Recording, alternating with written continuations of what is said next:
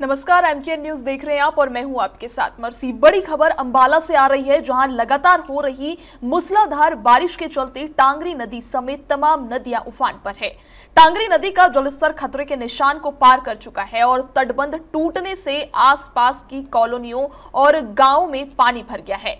कॉलोनियों में लोगों का सामान बह गया है, वहीं खेतों में खड़ी किसानों की फसलें भी बर्बाद हो चुकी है। शाहपुर, घसीटपुर, अमन नगर और परशुराम नगर जैसे इलाकों में हालत बेहद गंभीर है, जहां 6 से 7 फुट तक पानी भर चुका है।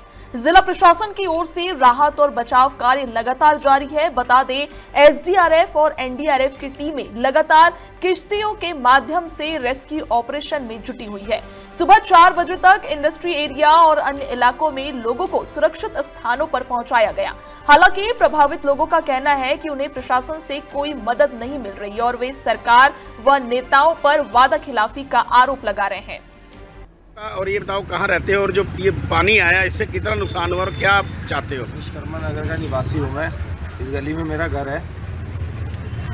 पिछले 5 दिनों से हम परेशान हैं। वोट के टाइम पे, सिर्फ वोट के टाइम पे यहाँ पे आपको सारे बंदे मिलेंगे। 5 दिन हो गए हैं, यहाँ पे कोई झांकने नहीं आया, कोई खाने की मदद, किसी भी चीज़ की मदद, कोई झांकने नहीं आया। ये माताएं बैठी हैं, बच्चे अंदर फंसे हुए हैं। रात को मैं भी बहता बहता बच गया। मैं भी निकल के आया हूँ जब पानी का स्तर थोड़ा सा कम हुआ है। तो हमें प्रशासन की तरफ से ना तो उम्मीद थी, ना है और ना आगे होगी। और हमारी कोई सुविधा नहीं होती, कुछ नहीं होता। हर बार यही नुकसान होता, कोई सुविधा नहीं आता, अपना देख के चले जाते हैं। कोई यहाँ खाना भी नहीं, कुछ नहीं आता। हमारी मांग यही है कि हमारा बंदा पक्का कर।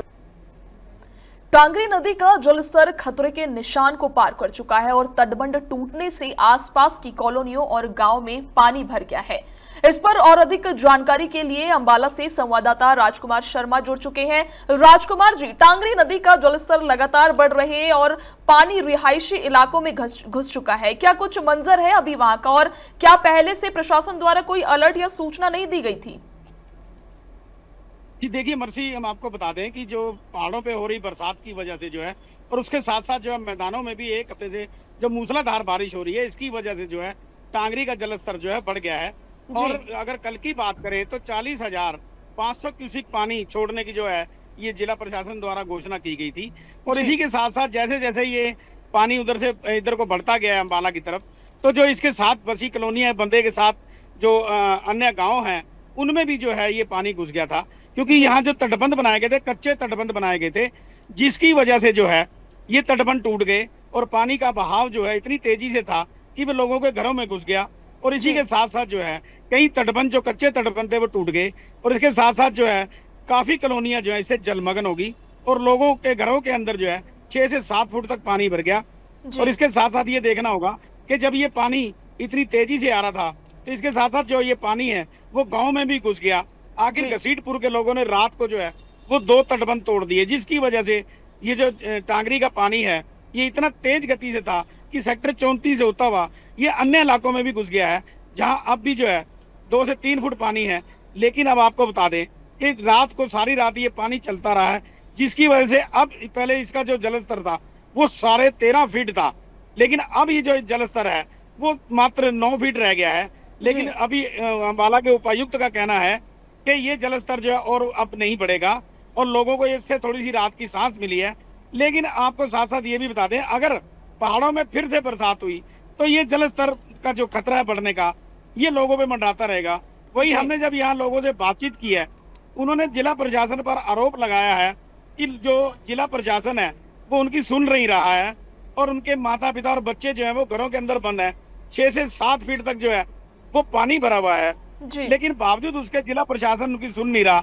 उन्होंने कई जगह गुहार लगाई है, लेकिन उनको कोई मदद नहीं पहुंचाएगी। लेकिन इसी के साथ बता दें कि दूसरी ओर जो जिला प्रशासन है उसने इनको जो है पहले ही चेतावनी दे दी थी कि इतने 40,000 क्यूसेक पानी छोड़ा जा रहा है और जो निचले इलाकों में बैठे हैं वो जो है तटबंध के ऊपर चले जाएं, जिसकी वजह से जो है उन्हें कोई नुकसान ना हो।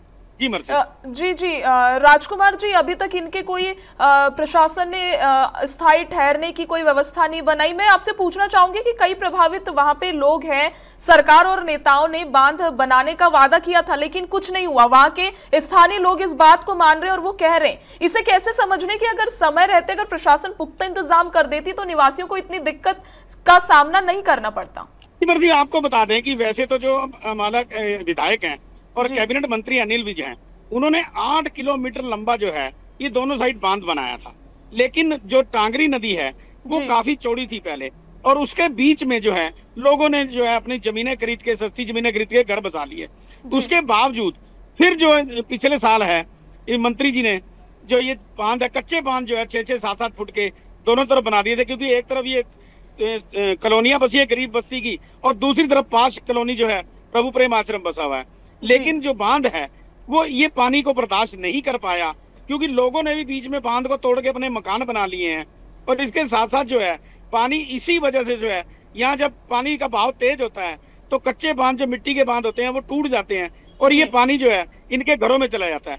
हालांकि जिला प्रशासन इनको पहले भी चेताता रहा है कि इस प्रकार टांगरी नदी में जो है घर ना बना जाए और लोग यहाँ से मकान खाली करके कहीं अन्य जगह बसे, लेकिन लोग भी जो है वो जिला प्रशासन की बात को नहीं सुनते हैं, जिसकी वजह है कि उनको ये जो जल स्तर की मार है, बाढ़ की विभीषिका है, ये झेलनी पड़ती है। जी मर्सी। राजकुमार जी, किसानों की बात करें तो टांगरी नदी के किनारे बसे गांव में खड़ी फसलें पूरी तरह से बर्बाद हो चुकी है। क्या सरकार की ओर से कोई अधिकारी अभी तक मुआवजे या बीमा सर्वेक्षण करने आया है, और आप किस तरह की आर्थिक सहायता की उन लोग उम्मीद कर रहे हैं? जी देखिए, ये हम बता दें शाहपुर के आसपास जो 3-4 गांव हैं इनमें भी पानी घुस गया था और इनकी जो फसलें हैं वो बर्बाद हो गई थी। इसके साथ साथ आपको बताएं कि आगे जो है कोई 20 किलोमीटर मारकंडा नदी आती है, इसके अंदर भी जो है पानी का जलस्तर जो है वो काफी बढ़ गया था और लोगों के घरों में पानी भी घुस गया है और सैकड़ों एकड़ फसल जो है वो तबाह हो गई है। लेकिन साथ ही साथ जो हरियाणा के मुख्यमंत्री नैब सिंह सैनी है, उन्होंने आज घोषणा भी की है कि इस पानी जाने के बाद जिसकी फसलें नष्ट हुई है इसकी गिरदावरी कराई जाएगी। गिरदावरी के बाद जो मुआवजा बनता है वो उन्हें मुआवजा दिया जाएगा। जी राजकुमार जी, ऐसे हालत में स्वास्थ्य सेवाएं भी एक बड़ा मुद्दा बन जाती है। लोगों के बीमार होने की खबरें भी आ रही है। क्या प्रभावित इलाके में मेडिकल कैंप लगाया गया या बीमार लोगों को अस्पताल तक पहुंचाने के लिए कोई साधन मुहैया कराया जा रहा है? जी बिल्कुल, आपने ठीक कहा कि स्वास्थ्य सुविधाएं की जहां तक बात है, जिला प्रशासन ने सभी सेवाएं जो है अलर्ट मोड पर रखी है, चाहे वो स्वास्थ्य सेवाएं हो, चाहे NDRF हो, SDRF हो, किश्तियां हो, ये सब तरीके का इंतजाम है। हो सकता है कि कुछ एक इलाकों में ये चीज ना पहुंच सकी हो, लेकिन स्वास्थ्य सुविधाएं की जहां तक बात करी जाए तो मंत्री जी के प्रयास से जो है यहाँ बहुत बड़ा हॉस्पिटल बना है जो PGI के बराबर का माना जाता है। उसके साथ साथ अब जो बाढ़ की भी विभीषिका खत्म होगी और इसके साथ जो 4th क्लासेस के लोग जो है ये जी बहुत बहुत धन्यवाद राजकुमार जी, हमसे जुड़ने के लिए और जानकारी साझा करने के लिए। बता दें, टांगरी नदी का कहर लोगों की जिंदगियों को अस्त व्यस्त कर चुका है। बारिश थमी नहीं है, लेकिन लोगों की उम्मीदें अब भी प्रशासन और सरकार की तरफ टिकी हुई है। प्रभावित लोगों की मांग साफ है, बांध बनाओ, बंदा पक्का करो और वक्त पर मदद पहुंचाओ। अब देखना होगा कि ये आवाज सिर्फ बाढ़ में डूब कर रह जाएगी या वाकई कोई ठोस कार्रवाई होगी। फिलहाल के लिए इतना ही। आप देखते रहिए MK न्यूज। नमस्कार।